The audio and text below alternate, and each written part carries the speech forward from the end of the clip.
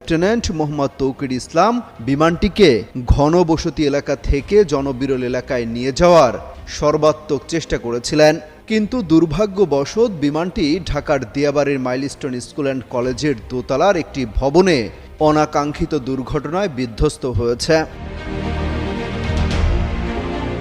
বিশেষজ্ঞরা বলছেন, চাইলেই পাইলট এই ধরনের দুর্ঘটনা থেকে নিজেকে রক্ষা করতে পারেন। তবে পাইলট তৌকির হয়তো চেয়েছিলেন শেষ মুহূর্ত পর্যন্ত বিমানটিকে দুর্ঘটনার কবল থেকে বাঁচাতে, সেই সাথে বড় ধরনের ক্ষয়ক্ষতি এড়াতে। তবে শেষ রক্ষা হয়নি, নিজের জীবনটাও দিয়ে দিলেন এই বিমান দুর্ঘটনায়। এই আকস্মিক দুর্ঘটনায় বৈমানিক সহ ১৯ জন নিহত এবং ১৬৪ জন দগ্ধ হয়েছেন। আহত সবাইকে বিমান বাহিনীর হেলিকপ্টার সহ অ্যাম্বুলেন্সের সহায়তায় সম্মিলিত সামরিক হাসপাতাল এবং নিকটস্থ হাসপাতালে প্রয়োজনীয়